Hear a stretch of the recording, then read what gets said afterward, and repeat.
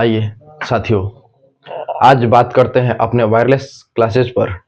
एक class 10th के संकल्प बैच में मैथ क्लासेस के लिए 7 नंबर क्वेश्चन जो 1.1 का 6 तक शायद आपने कंप्लीट कर लिया। अगर नहीं कंप्लीट कर लिया है तो जाइए अपने चैनल के प्लेलिस्ट में क्लास 10th के मैथ में आप अपना देखिए पूरा प्लेलिस्ट और एक एक क्वेश्चन करते जाइए, अपने कॉपी पे नोट करते जाइए। इसी क्रम में हम लोग आ चुके हैं 7 नंबर क्वेश्चन पर। आइए 7 नंबर क्वेश्चन बहुत ही बेहतर क्वेश्चन है, इंपॉर्टेंट क्वेश्चन है, इसको समझते हैं।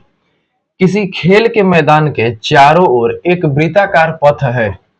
किसी खेल के मैदान के चारों ओर एक वृत्ताकार पथ है। इस प्रकार का वृत्ताकार पथ है। इस मैदान का एक चक्कर लगाने में सोनिया को 18 मिनट लगता है। और कोई सोनिया है या यदि इसको चक्कर लगाती है तो 18 मिनट लगते हैं। ठीक है, ध्यान दीजिएगा। जबकि इसी मैदान का एक चक्कर लगाने में रवि को 12 मिनट लगता है। यहीं पर कोई रवि है और यह फिर से वो भी चक्कर लगाता है तो उसको 12 मिनट लगता है। ध्यान देना है। ज्ञात कीजिए कि वो दोनों एक ही स्थान पर एक ही समय पर चलना प्रारंभ करके एक ही दिशा में चल रहे हैं तो कितने समय बाद वह पुनः एक साथ मिलेंगे। बात को समझिएगा जरा कि यहाँ से जो सोनिया है यदि चलना स्टार्ट करती है तो कितने देर बाद, और रवि चल रहा है तो कितने देर बाद दोनों एक साथ फिर मिलेंगे, ये चीज बताना है। तो दोनों एक साथ जब मिलेंगे तो उसके लिए कॉन्सेप्ट होता है कि आपको एलसीएम निकालना होता है। उसके अभी आपको बताते हैं कि क्यों एलसीएम निकालेंगे, तो समझिएगा जरा।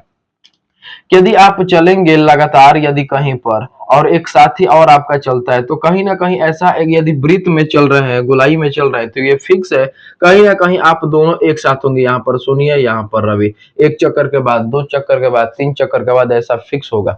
वो कब होगा? तो एक होता है उभयनिष्ठ गुणनखंड। उभयनिष्ठ गुणनखंड का मतलब कि जो दोनों में हो, और जो दोनों में हो उभयनिष्ठ गुणनखंड करने के लिए आप एलसीएम का यूज कर सकते हैं। तो सब मिलाकर के हम कह सकते हैं कि इस क्वेश्चन को करने के लिए आपको एलसीएम की जरूरत है। अब एलसीएम करेंगे तो किसका करेंगे, लिखेंगे। क्योंकि वृत्ताकार पथ पर सोनिया तथा रवि दोनों चक्कर लगाते हैं तो वह दोनों एक साथ उभयनिष्ठ